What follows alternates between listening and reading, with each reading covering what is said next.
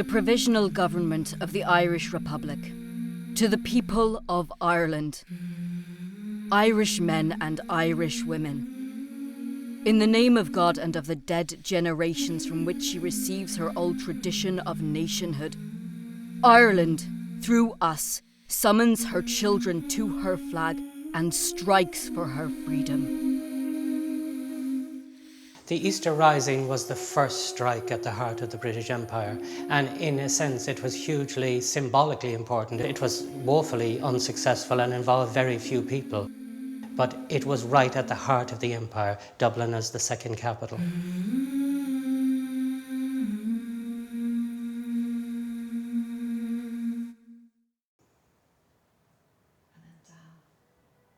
There was a huge idealism involved in the revolution. That's why maybe it was so powerful, because there was already a very long narrative of Irish nationalism and of Irish nationalist defeats. The reason we start the exhibition with this shot of Dublin in the 1890s is this extraordinary Sackville Street was one of the great boulevards of Europe. It harkens back to the huge prosperity that existed in Ireland in the 18th century when it had its independent parliament. That parliament was abolished in 1800, and Ireland's fortunes declined markedly.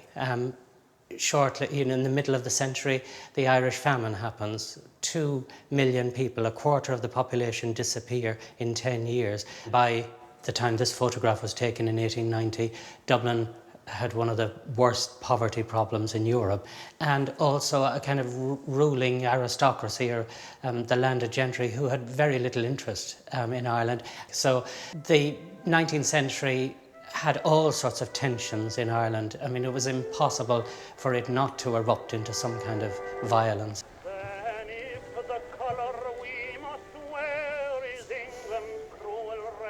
There was a tiny minority of nationalists who were committed to the establishment of an Irish independent republic by force. It was established practice for the police and the intelligence services in Ireland, which were fairly extensive, to use photography for surveillance purposes. We have a couple of mug shots here in the exhibition of 2 insurgents, the Invincibles. The Invincibles carried out a celebrated attack on the Lord Lieutenant in Phoenix Park, one of those things that took the establishment completely by surprise.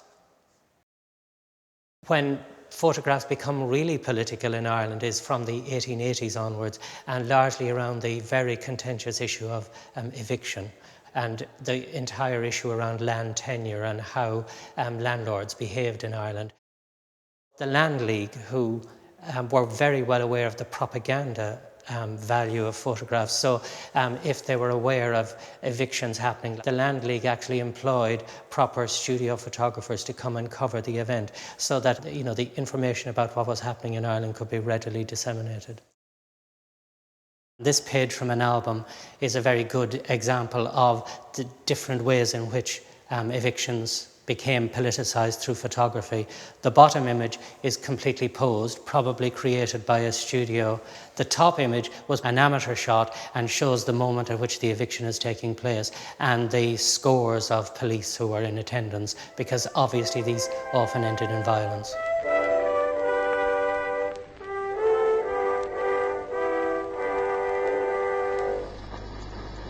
I will arise and go now, and go to Innisfree, and a small cabin build there of clay and wattles made.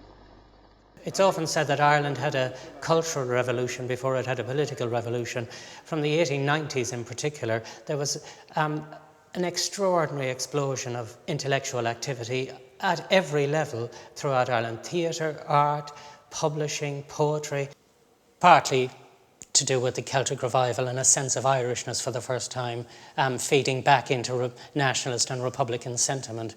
Lots of publications that were put down for seditious activity and would re-emerge as something else 2 weeks later. So, a public debate being carried on the streets of Dublin, in theatres, in sort of coffee houses and tea houses.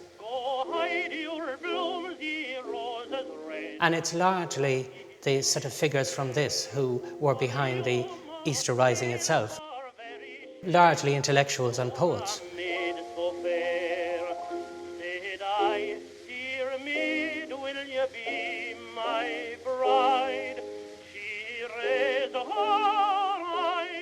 The most celebrated woman who was involved in 1916 is Countess Markievicz, who was born into an Anglo-Irish family in Sligo, came to art school here in London and was radicalised here, and then went back to Ireland and became absolutely committed to the cause of Irish republicanism.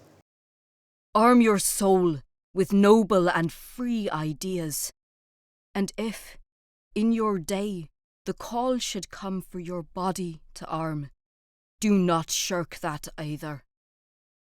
Within the intellectual classes in Ireland at the time, they had a hugely anti-imperial impulse, which marked a big departure from the constitutional nationalism of the 19th century. Countess Markievicz, the Friday before the rising started, had this image of herself taken in a studio in an army uniform that she'd had made. Dublin, was a thriving metropolis with lots of photographic studios, and the Countess, being from an Anglo-Irish family, was well aware of the importance of images and would have been well used to being photographed. With a gun? Yes, why not? She had that particular moment captured because many of them presumably felt that they would be executed.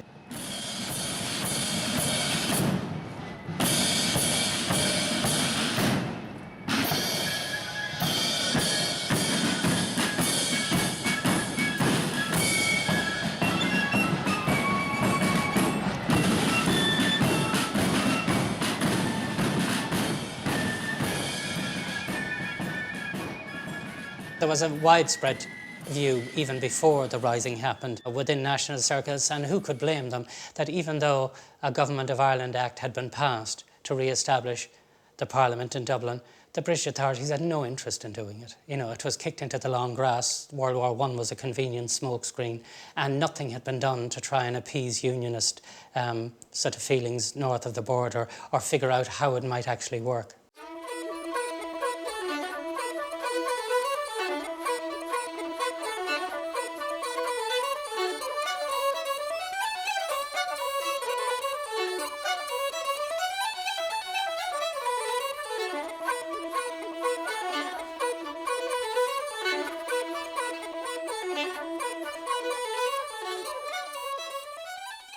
There were fairly sophisticated intelligence agents working out of Dublin Castle at the time, and most of the reports that have come to light since, they played down completely any kind of revolutionary sort of impulse at the time, or that it was very marginal. The 1916 Rising was not predicted at all.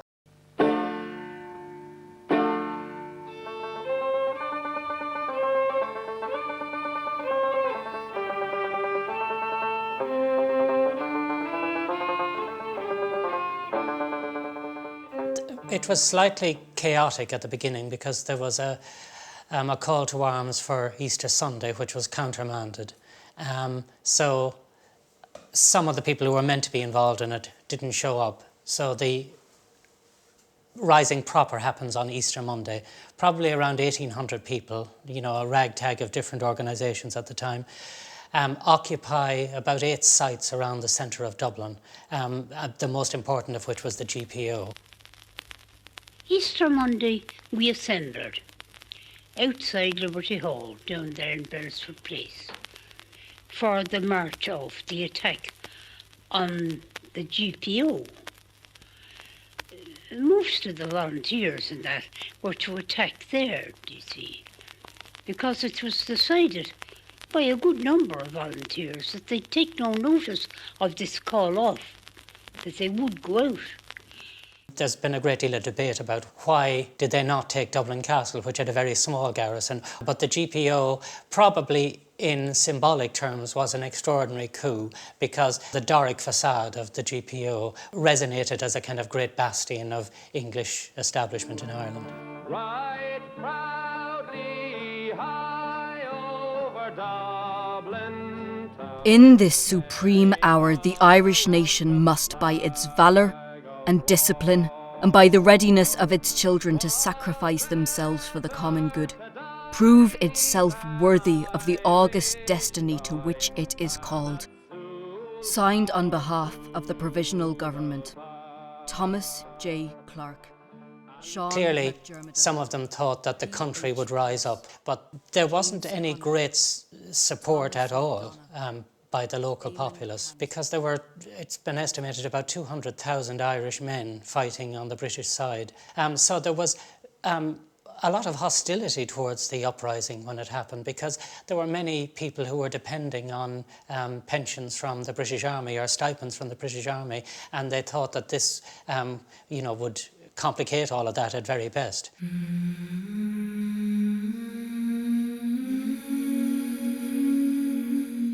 There was a very light British presence in Ireland at the time militarily, because most people were in the front. So it was, I think on the Tuesday when serious troops begin to be drafted in. One of the things that Connolly had always felt, being a good Marxist, was that the establishment wouldn't bomb property. But the British brought a gunship up the Liffey and pounded the centre out of the immediate area around the GPO.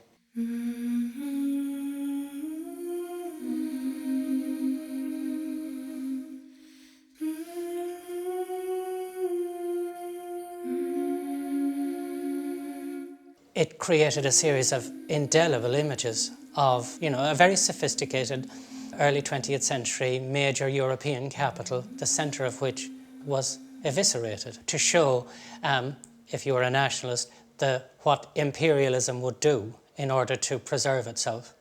Oh, where is our James Connolly? Where, oh, where can that brave man be? Within 10 days of the rising, they began to execute the leaders, no photographs, and unmarked graves with quicklime. They have gone to join the great rebellion. Many of the leaders of the rising were completely unknown to the general population, but as soon as they were executed by the British authorities, photographs of them were put into mass circulation, turned them into heroes overnight. My grandmother had them hanging in her house as a child. They were in virtually every house in Ireland. It hugely reinvigorated Irish nationalism in a way that had been fairly dormant for a very long time. Who carries high our burning flag? The War of Independence would not have happened without the rising or without the immediate aftermath of it. The repercussions were huge worldwide, because remember, the English Empire at the beginning of the 20th century was still at its height. Come join with me for liberty, and we The English Empire was untenable. 1916 was the first major event to demonstrate that. and break the bonds of slavery.